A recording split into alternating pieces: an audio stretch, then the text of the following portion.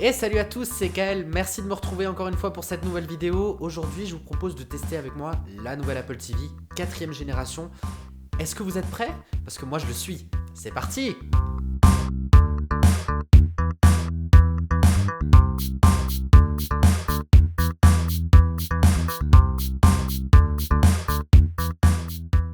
Commençons cette vidéo par le tout nouvel écran de veille. Cet écran-là a été filmé par Apple et va tout simplement venir varier en fonction du moment de la journée.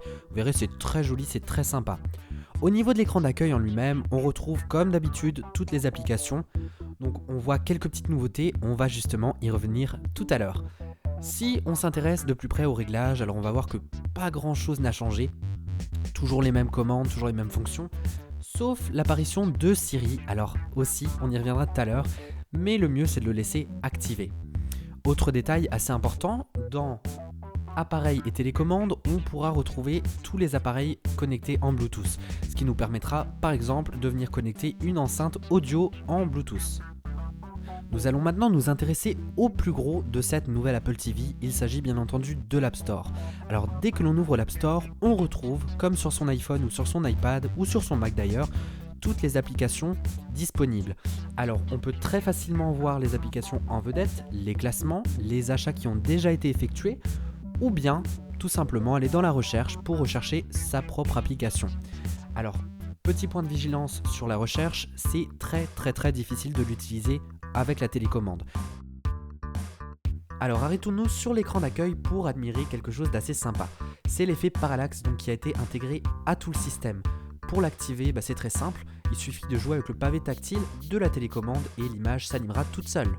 Alors au niveau de la vidéo, là non plus pas de grand changement, on a toujours deux applications, les shows télévisés et les films, donc qui nous permettent d'acheter du contenu directement depuis l'iTunes Store.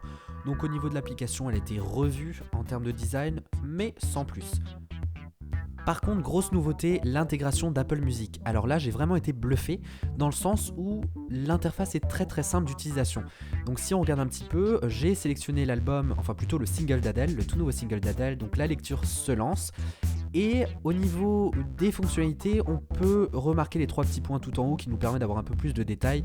Donc d'aimer le morceau ou bien de l'ajouter à la playlist, de le supprimer ou de le balancer directement sur un haut-parleur. Alors par exemple un haut-parleur Bluetooth. Au niveau des icônes à droite, elles sont un petit peu mal alignées, donc ça je pense que ça sera corrigé dans pas longtemps. Alors on passe à la dernière partie de cette vidéo, donc le meilleur pour la fin, c'est Siri.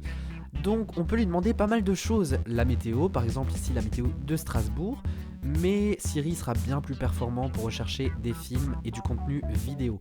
Donc par exemple là je lui ai demandé de me montrer des films avec Jean Dujardin, donc vous pouvez voir qu'il a trouvé pas mal de films, sauf que j'ai décidé de restreindre la recherche, donc seulement les films sortis en 2014 et voilà. C'est très simple, Siri comprend vraiment très bien les noms, donc à ce niveau là il n'y a aucun souci. Autre petite fonctionnalité assez sympa, le fait de pouvoir chercher directement du contenu dans une application tierce.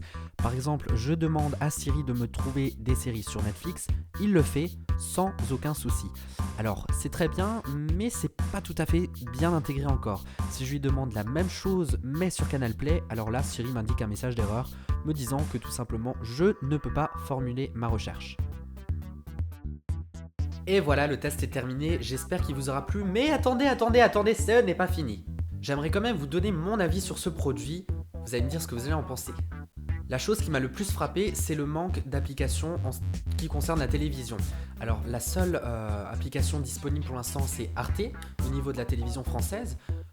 Pas D8, pas TF1, etc. Même France Télévisions est absent. Alors certes, l'Apple TV n'est pas faite pour diffuser du contenu en direct, mais il aurait été quand même agréable de retrouver ces services de replay directement depuis le boîtier.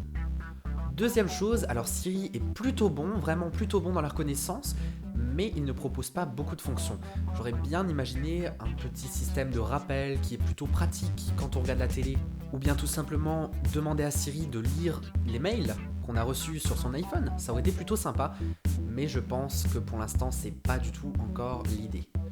Troisième point, la recherche justement, Siri amène à des résultats qui sont très pertinents, mais le contenu manque cruellement en France. Alors je m'explique, tout le contenu du catalogue iTunes est vraiment très varié et très complet, mais par contre, lorsqu'on souhaite regarder un film qui est par exemple disponible sur un abonnement Canal Play ou Netflix, la plupart du temps, ce dernier n'est pas présent.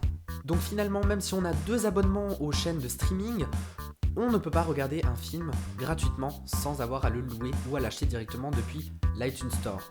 Alors là, certes, ce n'est pas un problème de l'Apple TV, c'est plutôt un problème de contenu au niveau des services de streaming, mais je trouve que l'intérêt est vraiment amoindri par rapport aux États-Unis. Alors la question est, faut-il acheter cette Apple TV? Oui, non, non, oui. On ne sait pas. Bah si on sait, oui bien entendu il faut l'acheter. Si vous avez une Apple TV de génération précédente et qu'elle vous convient, alors sachez que si vous avez testé celle-ci, la 4e génération va vous plaire. Il y a beaucoup de choses qui ont été ajoutées, beaucoup de choses qui paraissent comme ça, peut-être pas indispensables, mais dont vous vous habituez très vite. Pour vous dire, je ne comptais pas l'utiliser plus que ça, et finalement, c'est devenu ma source principale depuis ces derniers jours. Et cette fois-ci, c'est vraiment fini. Je vous remercie infiniment d'avoir regardé cette vidéo. Je vous remercie d'être là. N'hésitez pas à partager cette vidéo. N'hésitez pas à me donner vos avis sur ce qu'on vient de voir tous ensemble. Ça serait vraiment cool de pouvoir partager avec vous. En attendant, on se retrouve très vite. Je vous dis à très bientôt. Bye!